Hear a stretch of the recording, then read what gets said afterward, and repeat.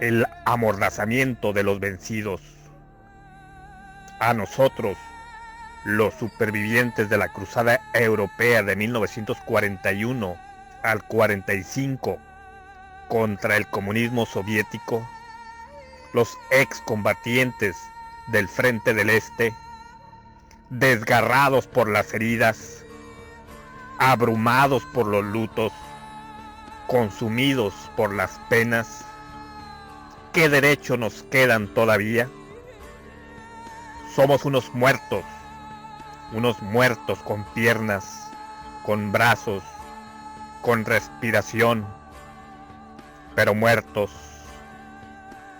Pronunciar una palabra en público, escribir 10 líneas cuando se ha combatido arma al brazo contra los soviets, y sobre todo cuando se ha sido un jefe llamado fascista, se considera inmediatamente, desde un punto de vista democrático, como una provocación.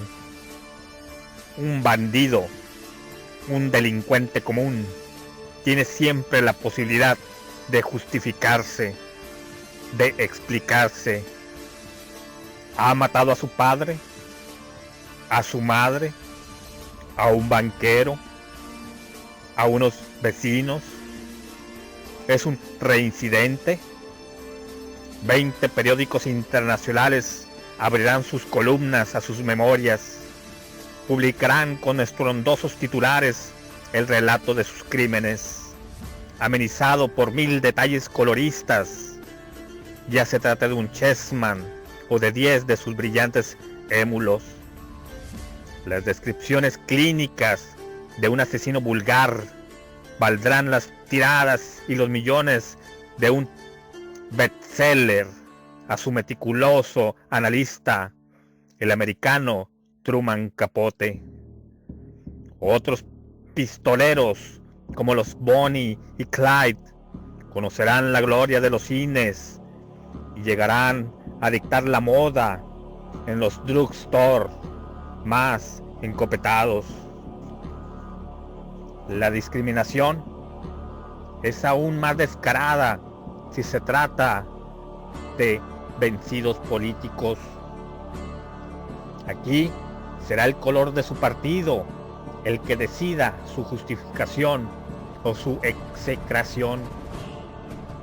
Un campesino, palurdo del campo, convertido en cabecilla del Frente Popular, y al que los escrúpulos no estorban demasiado cuando se dedicaba a cegar las filas de los nacionalistas, ha podido en la propia España, desde los centenares de millares de ejemplares del diario madrileño de mayor tirada, explicar amplia y libremente lo que fue en su día su sangrienta aventura de español de izquierdas.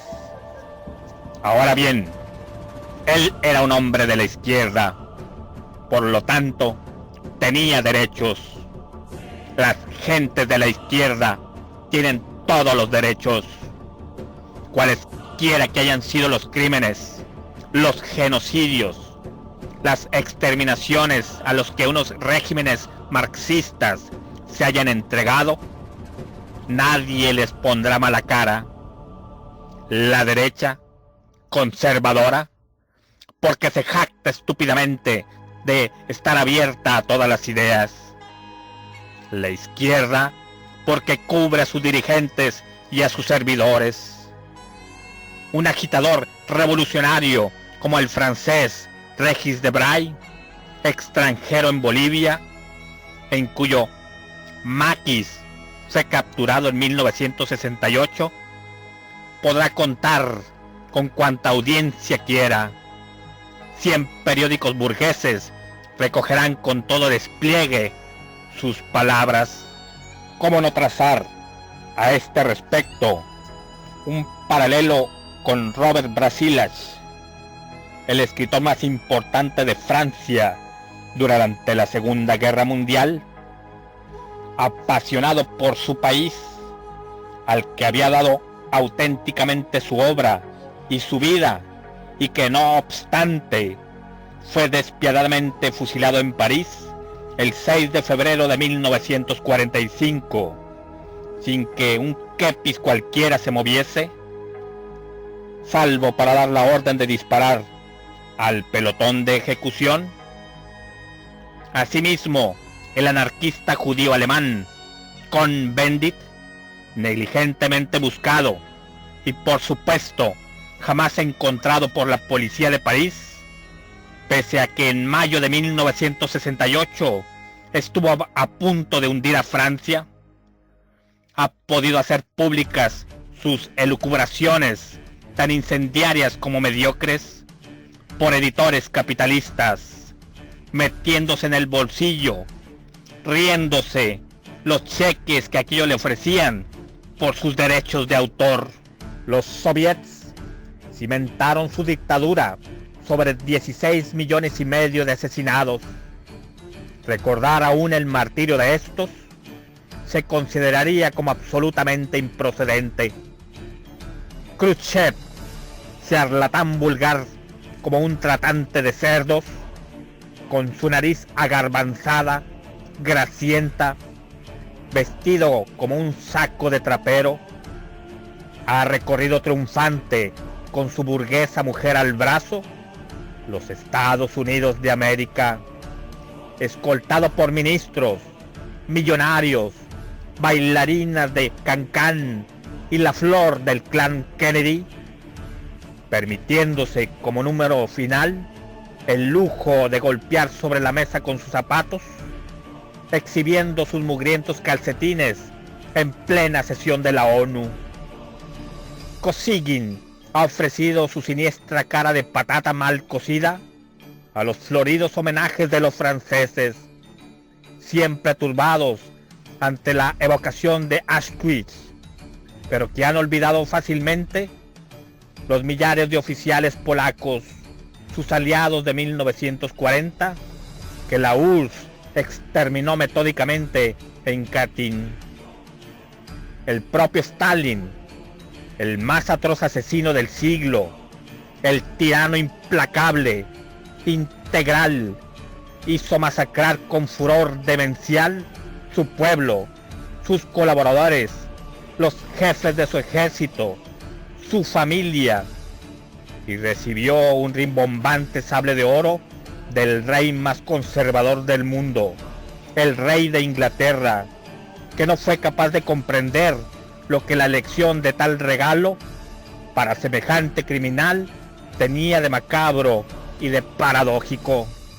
Pero si nosotros, los supervivientes fascistas de la Segunda Guerra Mundial, pretendiésemos tener la impertinencia de insinuar un gesto de defensa verbal por un instante, inmediatamente comenzarían 1000 demócratas a cacaraquear frenéticamente, aterrando a nuestros propios amigos, que suplicantes nos repetirían: cuidado, cuidado, cuidado. ¿Cuidado de qué? ¿Hasta tal punto era venerable la causa de los soviets? Todo a lo largo de un cuarto de siglo, los espectadores del mundo han tenido ocasiones espléndidas para darse cuenta de su perversidad. La tragedia de Hungría, aplastada bajo los carros soviéticos en 1956, en expiación del crimen de añorar la libertad. De Checoslovaquia derrumbada, amordazada por docenas de millares de invasores soviéticos en 1968, porque tuvo la ingenuidad de querer aflojar un poco la argolla que Moscú había puesto en su cuello, como se pone a un presidiario chino. Del largo suspiro de los pueblos oprimidos por la URSS, desde el Golfo de Finlandia hasta las orillas del Mar Negro, demuestran claramente el horror que hubiera conocido Europa entera si Stalin hubiera podido, y sin el heroísmo de los soldados del Frente del Este, lo hubiera podido sin duda abalanzarse a partir de 1943 hasta los muelles de Cherburgo y hasta el peñón de Gibraltar, del infierno de Stalingrado en noviembre de 1942 al infierno de Berlín en abril de 1945, transcurrieron 900 días. 900 días de espanto, de lucha cada vez más desesperada, en medio de sufrimientos horribles, al precio de la vida de varios millones de muchachos que deliberadamente se hicieron aplastar, pulverizar, para intentar contener, pese a todo, los ejércitos rojos que descendían del Volga, anegando Europa hacia el oeste. En 1940, entre la irrupción de los alemanes por la frontera francesa cerca de Sedan y su llegada al Mar del Norte, transcurrió una semana solamente. Si los combatientes europeos del Frente del Este, entre los que se encontraban 500,000 de voluntarios de 28 países no alemanes, hubieran retrocedido a la misma velocidad, si no hubieran opuesto palmo a palmo a lo largo de 3 años de combates atroces, una resistencia inhumana y sobrehumana a la inmensa marea soviética, Europa hubiera estado perdida, sumergida sin remisión a fines de 1943 o principios de 1944, mucho antes de que el general Eisenhower hubiera conquistado su primer manzano en Normandía. Lo demuestra un cuarto de siglo transcurrido. Todos los países europeos conquistados por los soviets, Estonia, Lituania, Letonia, Polonia, Alemania Oriental, Checoslovaquia, Hungría, Rumanía, Bulgaria, han quedado desde entonces implacablemente bajo su dominio. Al menor síntoma, en Budapest, en Praga, el Knut moderno, es decir, los carros rusos, se lanzan a las calles, cegando a los recalcitrantes. A partir de julio de 1945, los occidentales, que tan imprudentemente habían confiado en Stalin, comenzaron a desilusionarse.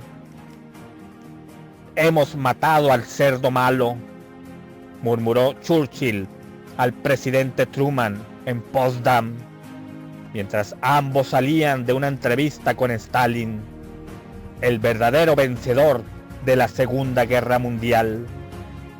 Lamentos tardíos e inútiles, el mismo que antes les hubiera parecido el cerdo bueno, al que ellos instalaron sobre 2 continentes, gruñía de satisfacción, con el rabo en Vladivostok y el hocico a 200 kilómetros del territorio francés. El hocico sigue allí, hace ya un cuarto de siglo, más amenazante que nunca, hasta el punto de que nadie se atreve actualmente a hacerle frente más que al golpe de reverencia.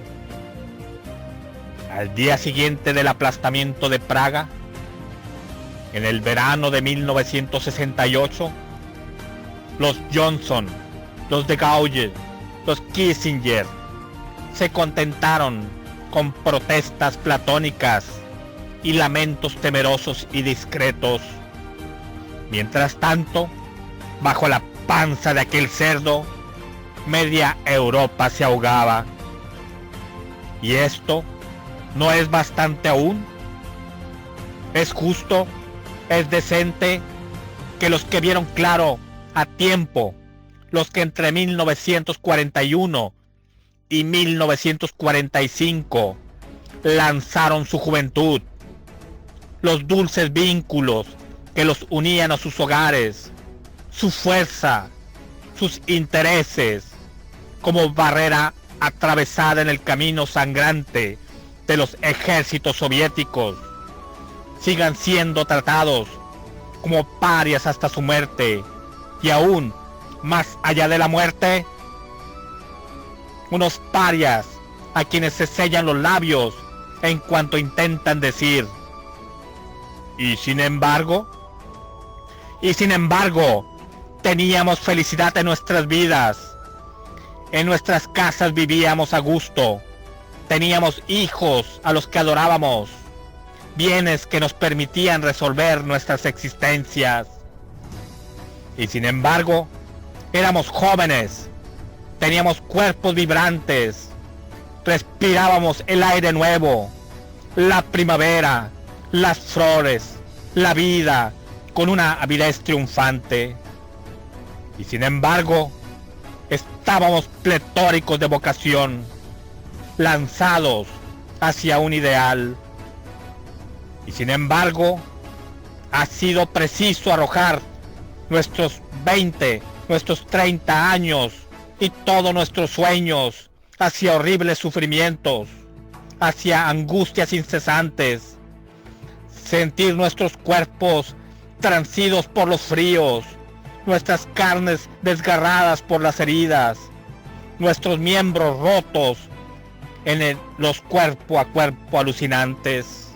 Hemos visto jadear a nuestros camaradas agonizantes sobre barros viscosos o sobre las nieves enrojecidas por su sangre.